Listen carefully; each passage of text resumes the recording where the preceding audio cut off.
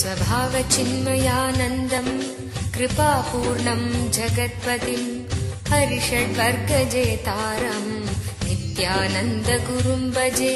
स्वभावचिन्मयानन्दम् कृपापूर्णम् जगत्पतिम् हरिषड्वर्गजेतारम् नित्यानन्दगुरुम् भजे।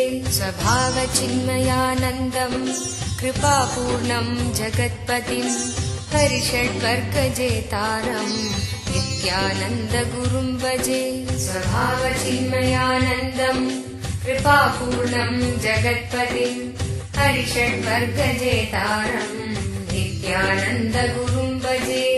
ईक्षणात्रयविध्वंसम् गुणावस्थाविवर्जितम् सर्वदेवम् सर्वमदम् नित्यानन्दगुरुम् भजे। ईक्षणात्रयविध्वंसम् गुणावस्थाविवर्जितम् सर्वदेवम् सर्वमदम् नित्यानन्दगुरुम्। सदाशिवसमारम्भाम् शङ्कराचार्यमध्यमाम् अस्मदाचार्यपर्यन्तम् वन्दे गुरुपरम्पराम्।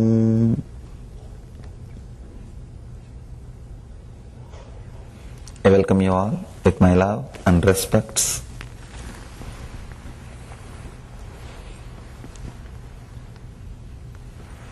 Today we are entering into a very beautiful subject. Today's subject is from sounds to silence. Yesterday, Mahadeva was giving us a technique, method to go beyond, to enter into the samadhi, enlightenment, from visualizations. See, the ultimate experience, the ultimate truth is beyond forms and sounds, beyond form and name. You can take quantum jump into that formlessness, namelessness, from form or from name. Form or a name can be a jumping board to jump into that ultimate consciousness. Yesterday's technique was how to take a jump from form. That is why he was teaching us how to stop seeing an object with eyes from outside, then how to stop seeing an object in the inner space without eyes. Two things. Stopping the seeing process in the outer world, all of you know. He guided us slowly from that step to the next step, stopping seeing the object in the inner space also. Today, Mahadeva is guiding us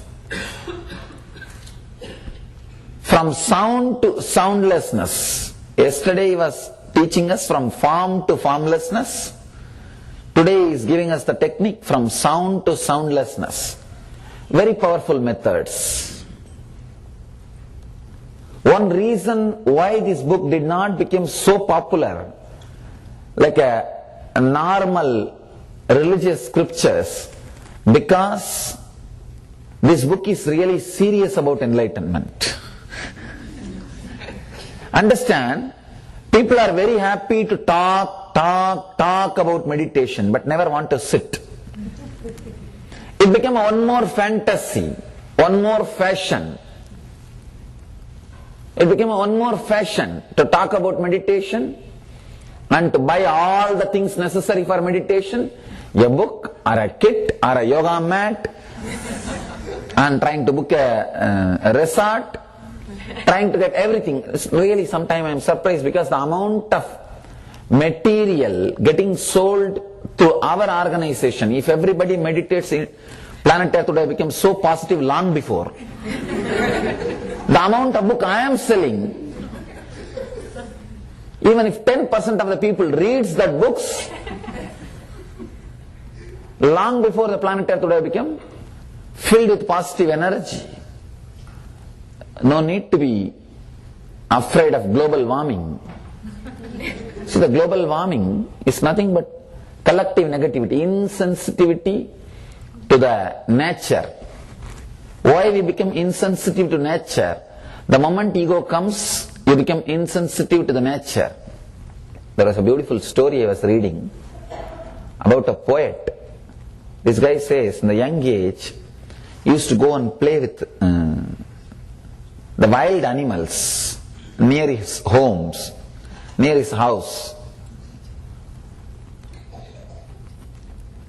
His father used to warn him that he should not go and play with the wild animals because they may disturb him. But he used to just run away and be with them. He says, when I became self-conscious, means afraid, that there is a possibility they may disturb me, they will never come near me. The communication never happened. The relationship never happened. But whenever I had the courage or the very playful mood, whenever I don't have that fear, self-consciousness, the communication, the relationships used to be so strong. I felt very clearly, they are connecting with me, I am connecting with them. Understand? When your ego becomes strong, connecting with the nature is disturbed.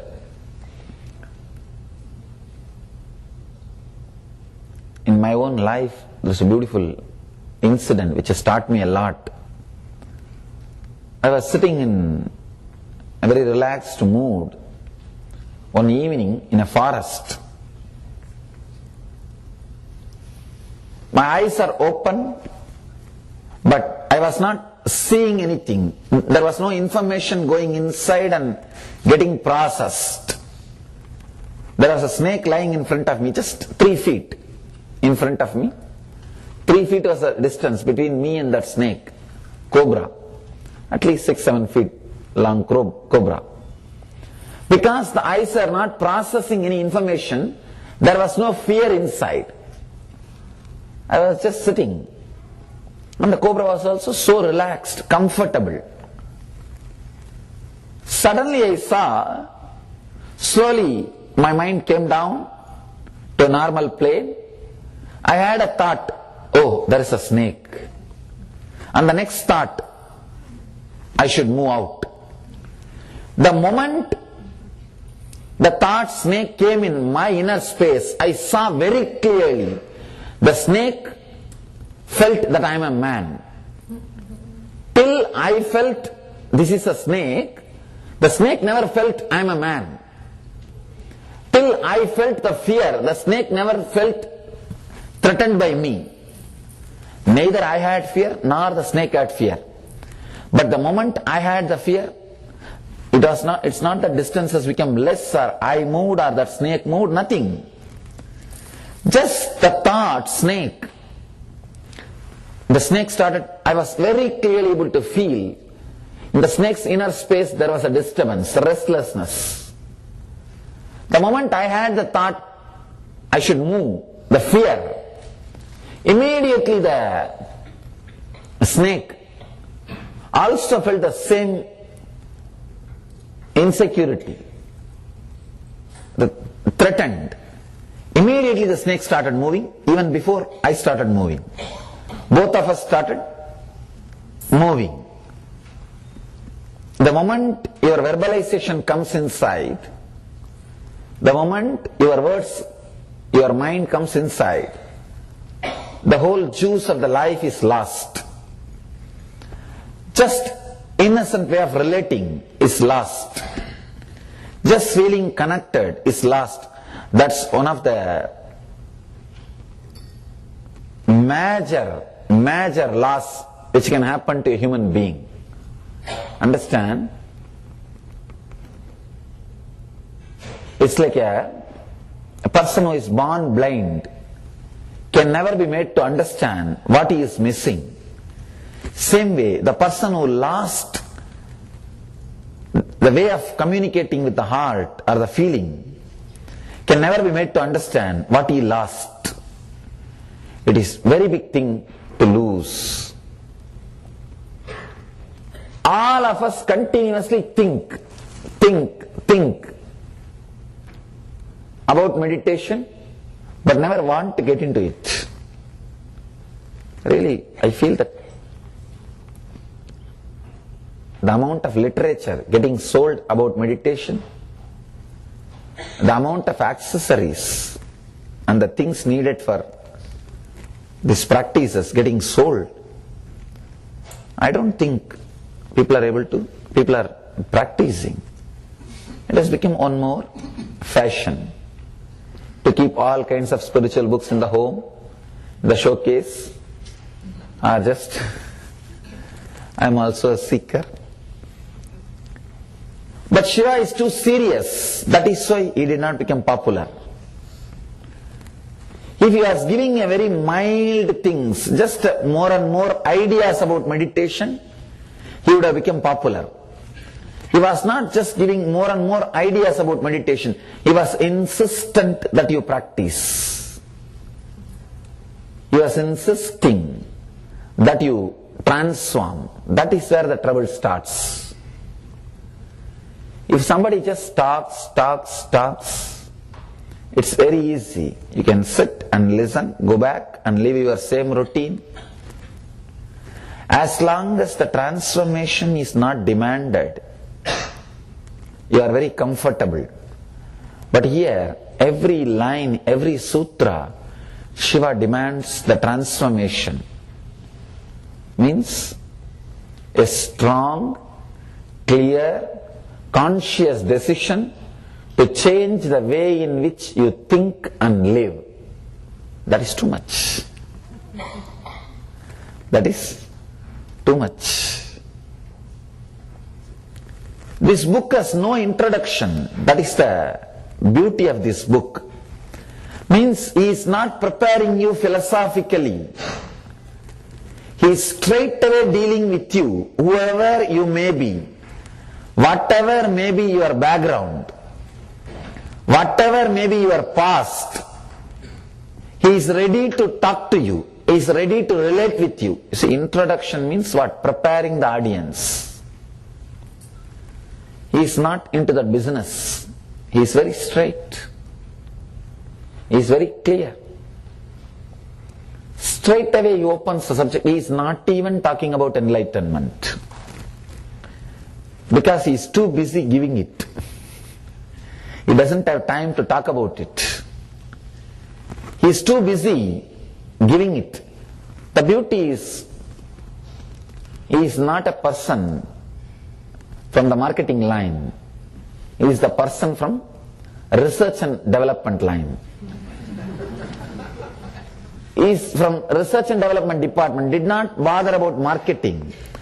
The only book I can say which does not have Palashruti. Palashruti means the results which you will get. He doesn't talk, no Palashruti. All books will talk first about the promises. Here he is not giving any promise, straight away he is delivering the product. You should be very careful about these marketing departments. Small story. A guy died, reached Lord of Death, the court of the Lord of Death, Yama. And Yama said, you have done some good things and some bad things, some merit and some sins. So you can first enjoy the heaven, then go back to hell. Because the hell is eternal, you can't come back.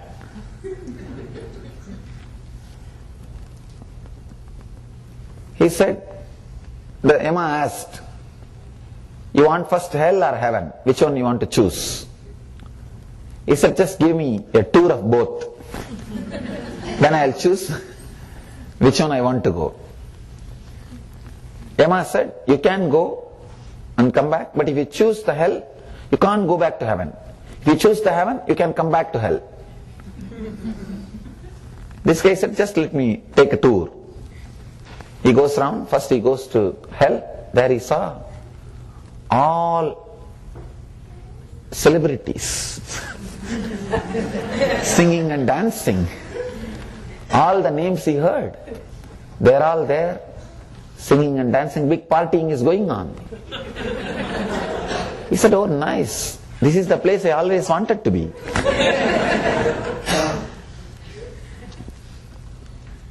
But the people there said, okay, you can choose, but you can't go out. This guy said, all right, let me just have a look about the other side also and come back. Went to the other side, and there he saw the old saints with a long beard sitting on their cloud singing that same ooh, ah. And each one of them singing their own way. Somebody singing Rama, somebody Krishna, somebody Alleluia, something. Different things are going on.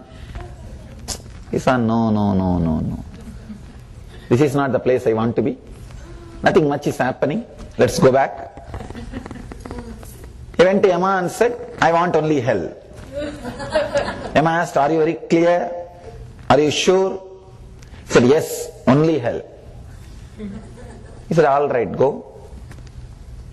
The moment he entered the hell, suddenly new door opened and he fell. And he saw that real hell as it is portrayed in the scriptures. People burning, boiling, frying, the same scene. He got the shock. He asked the person who was there, what is this? Just an hour ago I saw the different scene, and now this is different scene. That guy replied, oh, what you saw is our marketing department.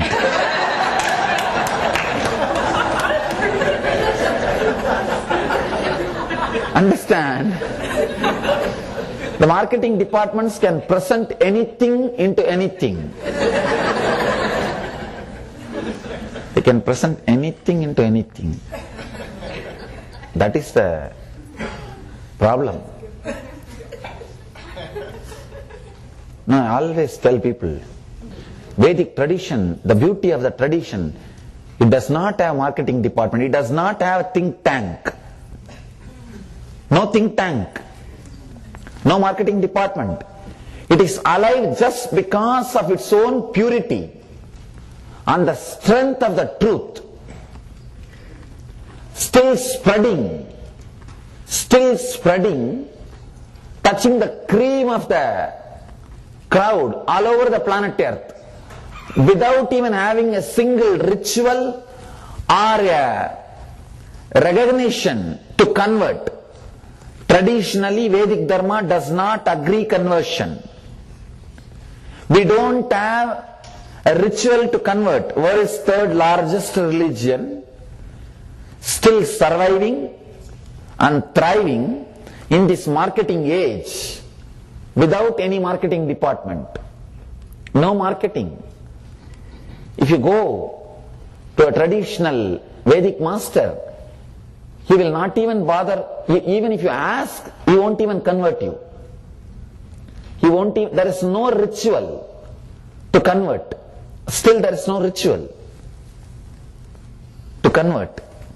Does not believe in conversion, does not believe in violence, does not believe in terrorism, does not even believe in marketing.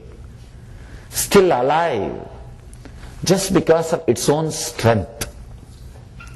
This book is essence straight from that tradition, straight from that roots. This is from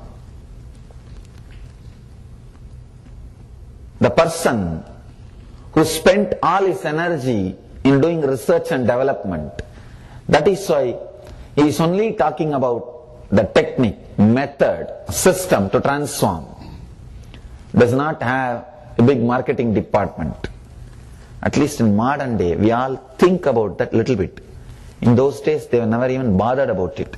And not only they did not have a marketing department, there was a big concept of secrecy. Unless a disciple is qualified, you can't even teach, even if he is around you. It was the other way. Resisting, neglecting, rejecting. It was not going and catching all out. No. But fortunately, this tradition has kept the living stream of enlightened masters on the planet Earth. Even though it did not do marketing, fortunately, they kept the tradition alive, the science alive, the truth alive. The technology is kept alive.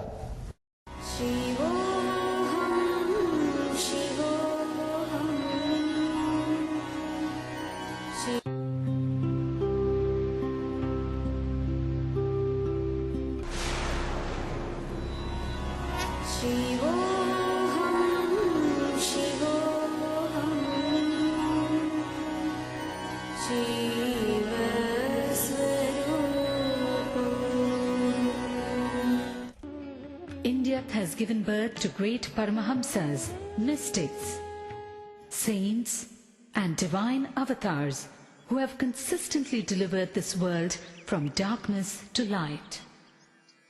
One such enlightened master, exuding divine grace, overwhelming compassion and unfathomable spiritual knowledge, all at a very young age, is Paramahamsa Nithyananda. कोटि सूर्य स्वरूपिणं आनन्दगन्ध ईश्वरं भक्त हृदय निवासिनं नित्यानन्दं नमोस्तुते कोटि सूर्य स्वरूपिणं आनन्दगन्ध ईश्वरं भक्त हृदय निवासिनं नित्यानन्दं नमोस्तुते. Nithyananda was born as Rajashekharan, the second son of his parents Arunachalam and Lokanayaki in the temple town of Tiruvannamalai, South India. 10 days after he was born, the family astrologer predicted that Rajashekharan would grow up to become a Raja Sannyasi and guide the world, something his parents were not happy to hear. At the age of 10, Rajashekharan was initiated by Raghupati Yogi. In his moment of initiation, Rajashekharan was blessed with a vision of Parashakti. He went home and carved the vision he had in soapstone.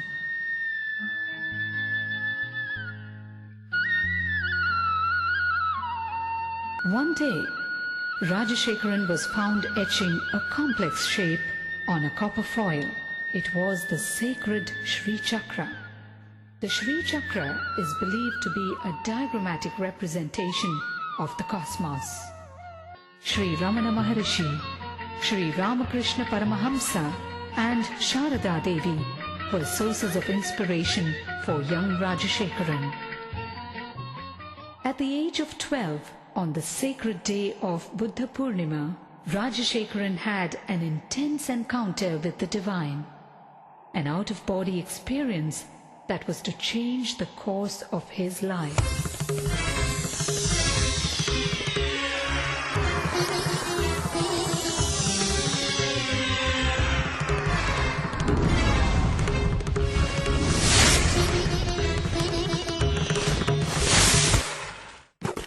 By his 17th year, Rajashekharan's spiritual quest became too fierce to be ignored.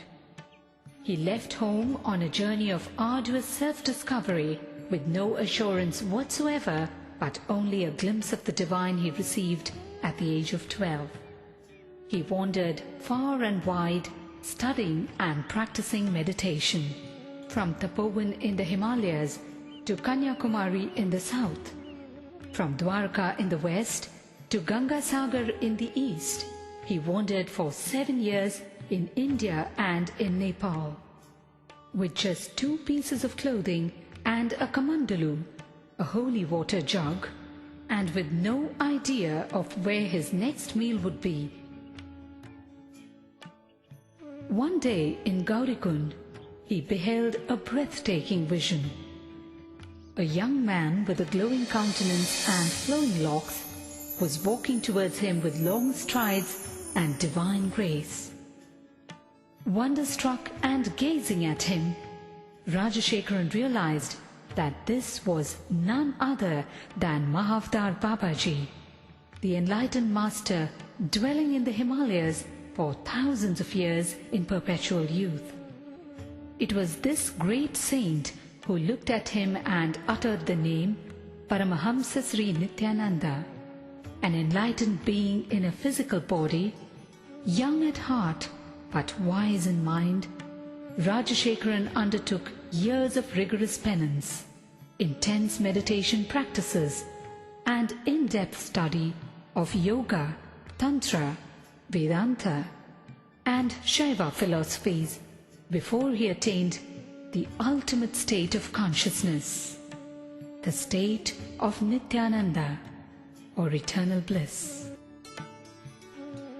Word of the charismatic saint rode the winds in every direction.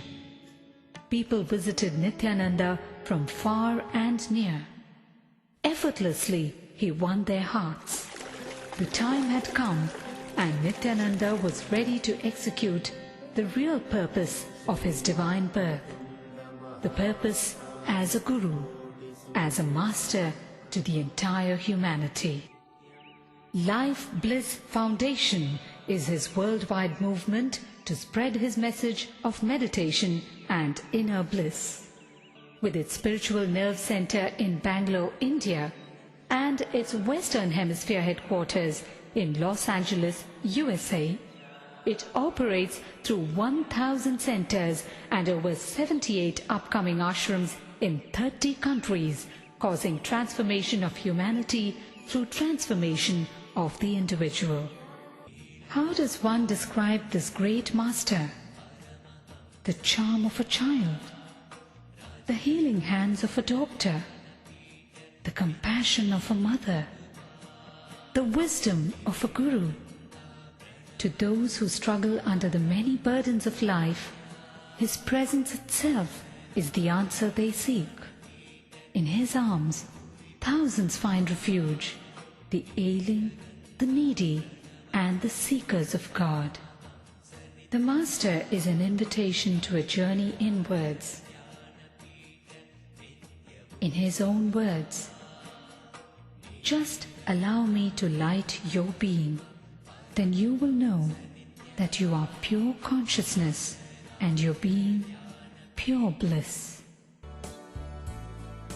Nityam Sharanam Gacchami, Dhyanam Sharanam Gacchami, Anandam Sharanam Gacchami, Nithyanandam Sharanam Gacchami.